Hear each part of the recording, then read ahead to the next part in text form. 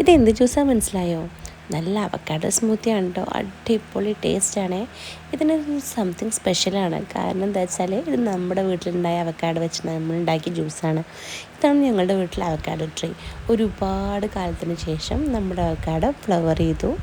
March മാസത്തിലാണ് flower ചെയ്തത്. ഇത് മാസം ഒക്ടോബറായി. ഇപ്പോഴാണ് ഫ്രൂട്ട്സ് പാകമായി ജ്യൂസ് എടുക്കാൻ പാകത്തിനായത്.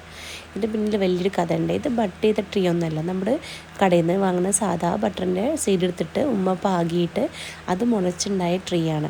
ഒരുപാട് ആളുകൾ ഇത് കണ്ട സമയത്ത് പറഞ്ഞത് പൂക്കില്ല, കായ്ക്കില്ല, ഫ്ലവേഴ്സ് ഉണ്ടാവില്ല, കായ് വരില്ല, നമ്മുടെ ക്ലൈമറ്റിന് ഇത് പറ്റൂല, മുറിച്ച് കളഞ്ഞാൽ മതി, മതിലിന് കേടാണ്, ഇങ്ങനെയൊക്കെ പറഞ്ഞിട്ടുണ്ടായിരുന്നു.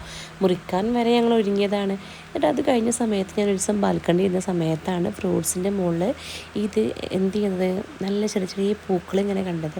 അപ്പോൾ ഞാൻ വിചാരിച്ചത് എന്ത് പൂവാണെന്ന് വെച്ചിട്ട് ആ ഒരു സന്തോഷത്തിൽ എല്ലാവരോടും പോയി പറഞ്ഞു. പക്ഷെ അപ്പോഴും ഞങ്ങളെ മനസ്സിൽ പൂത്തു, അത്രേ ഉണ്ടാവുള്ളൂ, ആ പൂ കൊഴിഞ്ഞു പോകുവാണെങ്കിൽ അങ്ങനെ വിചാരിച്ചത്. ഇത്രത്തോളം ഫ്രൂട്ട്സ് തരുന്നു, ഇത്ര ടേസ്റ്റി ആയിട്ട് ജ്യൂസ് കുടിക്കാൻ പറ്റുമെന്ന് വിചാരിച്ചിട്ടേ ഇല്ല. പൂവിട്ട് കഴിഞ്ഞാൽ അന്ന് മുതൽ ഞങ്ങൾ ഓരോ ദിവസവും ഇങ്ങനെ ചെക്ക് ചെയ്യും എന്തെങ്കിലും മാറ്റം ഉണ്ടോ, കായ ഉണ്ടായോ എന്നൊക്കെ. പിന്നെ കുറച്ച് ചെറുതുണ്ടാവാൻ തുടങ്ങി. പിന്നെ അത് അടിച്ചു വരുന്ന സമയത്ത് ഒരുപാട് പൊഴിഞ്ഞു പോയി. പിന്നെ ഇതിലൊക്കെ ബാക്കിയായിട്ട് നമുക്ക് ഒരുപാട് ദിവസങ്ങൾക്ക് ശേഷം നമ്മൾ നോക്കിയ സമയത്താണ് കുറച്ച് ഫ്രൂട്ട്സ് അവിടെ നിൽക്കുന്നത് കണ്ടത്. പിന്നെ അങ്ങനെ നമുക്കിപ്പോൾ ഇത് കഴിക്കാൻ പാകത്തിനായി. അപ്പോൾ എല്ലാവരും വീട്ടിൽ അവക്കാഡോ കൊണ്ടുവരുന്ന സമയത്ത് സീഡൊന്ന് മുളപ്പിച്ച് ഇതേപോലെ നട്ട് നോക്കുക കേട്ടോ, റിസൾട്ട് ഉണ്ടാവും.